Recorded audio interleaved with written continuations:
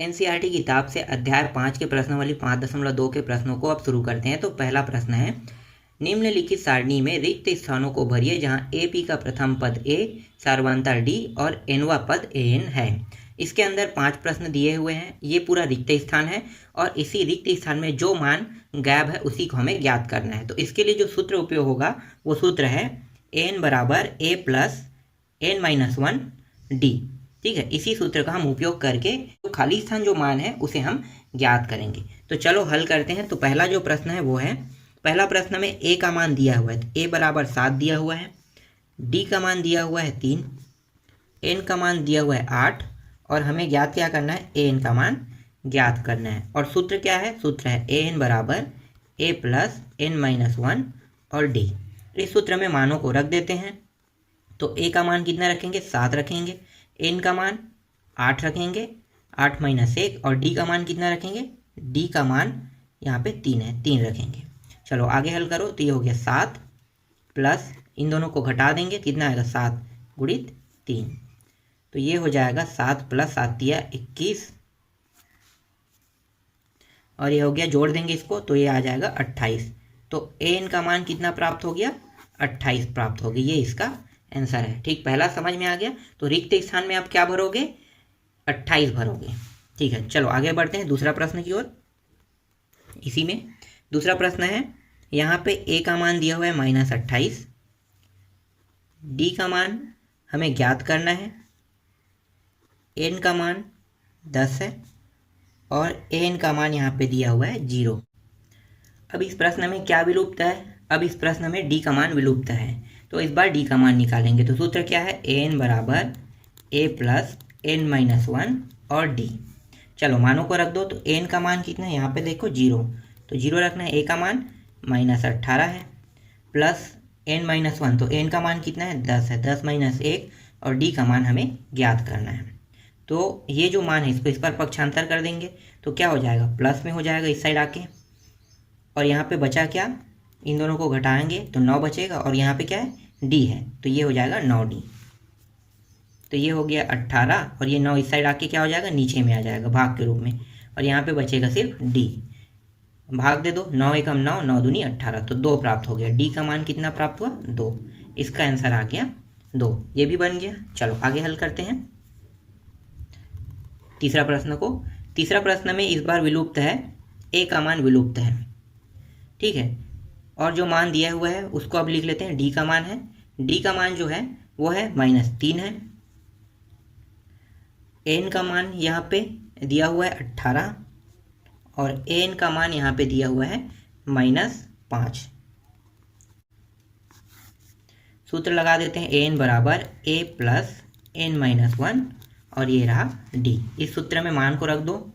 तो एन का मान कितना है, -5 है, ए का मान हमें ज्ञात करना है, एन का मान 18 और ये रहा -1 और डी का मान कितना है, -3 है। तो ये हो गया -5, ए प्लस इसको घटा देंगे तो कितना आएगा, 17 आ जाएगा, 17 गुणित -3। तो ये -5 बराबर ए प्लस 17 दिया कितना होता है, 51। इसको माइनस में हो जाएगा, देखो ये माइनस है ये प्लस है तो माइनस हो जाएगा, ये हो गया 51। ये जो 51 इसको इस साइड ले आते हैं तो क्या हो जाएगा, माइनस से प्लस हो जाएगा और यहाँ पे बचेगा सिर्फ ए। घटा दो इसको, तो घटाने पे ये प्राप्त हो रहा है 46 और ए का मान यहाँ पे प्राप्त हो गया 46। तो जो रिक्त स्थान है प्रश्न क्रमांक तीसरा में इसमें, उसमें ए का मान क्या रहेगा, 46 रहेगा। ठीक, समझ में आ गया ये भी। चलो आगे हल करते हैं। चौथा प्रश्न है, चौथा प्रश्न में ए का मान दिया हुआ है -18.9 दिया हुआ है, डी का मान यहाँ पे दिया हुआ है 2.5 दिया हुआ है और इसमें हमें ज्ञात करना है, एन के मान ज्ञात करेंगे और ए एन का मान यहाँ पे दिया हुआ है 3.6। सूत्र लगा देते हैं, ए एन बराबर a plus n minus 1 d. N का मान कितना है, यहाँ पे देखो 3.6 है, ए का मान -18.9 प्लस हमें ज्ञात क्या करना है, एन का मान। तो ये जैसा रहेगा वैसा ही रहने देते हैं इसे। डी का मान कितना है, डी का मान है 2.5। ये जो मान इसको इस बार पक्षांतर कर देते हैं तो ये हो गया 3.6 और ये माइनस से क्या हो जाएगा, प्लस हो जाएगा 18.9। यहाँ पे बचेगा क्या, n-1 और बचेगा 2.5 बचेगा।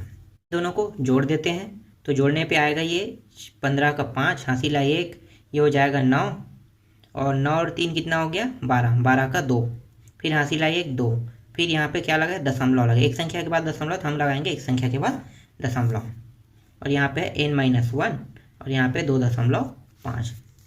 ये जो 2.5 है उसको इस साइड ले आते हैं तो ये इसके साथ भाग के रूप में नीचे आ जाएगा। ठीक है, मतलब इसको भाग कर देगा ये। यहाँ पे बचा क्या, n-1, तो ये हो गया 22.5 और ये हो गया 2.5। 1 सेकंड, ये क्या करना है आपको, यहाँ पे देखो दोनों में दशमलव है, तो अगर मैं दोनों से दशमलव हटाता हूँ तो इसको कैसे लिख सकता हूँ, 225 लिख सकता हूँ। इसको कैसे लिखूंगा, 25। दोनों में देखो एक संख्या के बाद दशमलव है, तो दोनों में एक संख्या के बाद दशमलव है, तो दोनों से अगर दशमलव हटाता हूँ तो भाग होकर दशमलव मान लो कट गया, तो बचा क्या, 225/25 बचा। ठीक, अब यहाँ पे n-1 है, भाग दे दो अब इसको, तो ये 25 से भाग जा सकता है, तो ये जा रहा है 25 8 200 और 25 नहीं 225, तो 9 बार में गया, और यहाँ पे n-1 इसको इस पार ले आते हैं तो 9 और ये माइनस से क्या होगा प्लस, और n का मान यहाँ पे प्राप्त हो गया 10। तो n के स्थान पे क्या रखोगे मान, अब इस ये जो रिक्त स्थान में n का मान रखोगे आप 10 रखोगे। ठीक, समझ में आ रहा है आपको प्रश्न। पांचवा प्रश्न जैसे मैंने हल किया वैसे ही आप लोग इसको कर लेना है। ठीक है, इसको मैं नहीं बता रहा हूँ। चलो आगे बढ़ते हैं प्रश्न क्रमांक 2 की ओर। प्रश्न क्रमांक 2 है, निम्नलिखित में सही उत्तर चुनिए और उसका औचित्य दीजिए।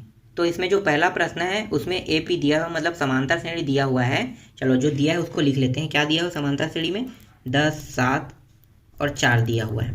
इसी तरह से हमें इसमें ज्ञात क्या करना है, तीसरा पद ज्ञात करना है हमें, मतलब तीसरा पद का मान क्या होगा ये हमें ज्ञात करना है। तो यहाँ से प्रथम पद निकाल लेते हैं। प्रथम पद का मान यहाँ पे आएगा 10, D निकाल लेते हैं तो दूसरे मतलब पीछे वाले पद में आगे पद को घटा देंगे, तो 7 - 10, तो यहाँ पे प्राप्त हो गया -3। और nवां पद क्या है, nवां पद का मान यहाँ पे 30 दिया है, और ज्ञात क्या करना है हमें, ज्ञात करना है an का मान ज्ञात करना है। तो जो सूत्र हमने इससे पहले वाले प्रश्न में लगाया वही सूत्र यहाँ भी उपयोग होगा। an बराबर a प्लस n-1 d, मानों को रख दो। तो a का मान कितना है 10 है, n का मान कितना है 30 - 1 और d का मान कितना है -3 है। आगे हल करते हैं तो ये हो जाएगा 10 और ये घट के प्राप्त हो जाएगा 29 गुणित -3। तो 10 प्लस, या पहले इन दोनों को माइनस और प्लस क्या होगा, माइनस होगा। चलो माइनस कर लेते हैं, अब गुणा कर दो। तो ये हो गया 9 × 27 का 7, 2 हासिल आया, 3 दूनी 6 और 2 8 हो गया। घटा दो, तो घटाएंगे तो -87 प्राप्त होगा। -87 चार ऑप्शनों में से कौन सा ऑप्शन में आ रहा है, तो -87 जो है वो सी ऑप्शन में आ रहा है, तो इसका आंसर जो होगा वो सी होगा। ठीक, ये पहला बन गया, दूसरा का पहला। अब चलो दूसरा का दूसरा हल कर लेते हैं। दूसरा में समांतर श्रेणी दिया हुआ है, -3 दिया हुआ है, फिर -1/2 दिया हुआ है, फिर 2 दिया हुआ है, और इसमें हमें ज्ञात क्या करना है, 11वां पद हमें ज्ञात करना है। तो a का मान क्या हो जाएगा, ये पहला जो होता है वो हमेशा a का मान रहता है, तो a का मान -3, d का मान निकाल लो, पीछे वाले पद में आगे वाले पद को घटा दो, तो -1/2 में घटाएंगे किसको, इस वाले मान को, तो ये माइनस और ये भी -3 है, तो ये हो जाएगा माइनस में क्या हो गया यहाँ पे प्लस, ये 3 आ गया। ठीक है, इसी को हम आगे हल कर रहे हैं।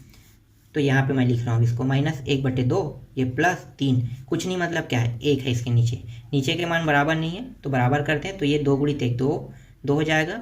फिर इस 1 का गुणा इसके साथ होगा तो -1 का -1 होगा, इस 2 का गुणा इस 3 के साथ होगा तो 3 दूनी 6 हो जाएगा। घटा दो इसको, तो ये हो जाएगा 5/2 प्राप्त हो जाएगा। तो डी का मान कितना प्राप्त हो गया, 5/2 प्राप्त हो गया। अब n का मान यहाँ पे लिख लेते हैं, n का मान है 11 और an का मान हमें ज्ञात करना है। चलो अब सूत्र लगाते हैं, n बराबर a प्लस n-1 और ये रहा d। a का मान कितना है, a का मान देखो यहाँ पे a का मान है -3, n का मान है 11 -1 और डी का मान कितना है, अभी निकाले डी का मान, तो ये रहा, तो यह है 5/2 है। तो -3 ये घट जाएगा, कितना प्राप्त होगा, 10 गुणित 5/2, 2 एकम 2 पंचे कट गया, -3 प्लस ये हो जाएगा 5 पंचे 25, ये 25 55 नहीं है, ठीक है, 5 पंचे 25, घटा दो इसको, तो ये प्राप्त हो जाएगा 22 प्राप्त हो जाएगा। अब 22 कौन से ऑप्शन में है, तो 22 जो है वो बी में है, ठीक, तो इसका आंसर क्या आएगा, बी आएगा। आपको समझ में आ रहा है ना ये प्रश्न, 4 ऑप्शनों में से जो ऑप्शन है इसमें सही आंसर है उसे हम ढूंढ रहे हैं, तो यहाँ पे 4 ऑप्शनों में से बी आंसर इसका आंसर हो रहा है।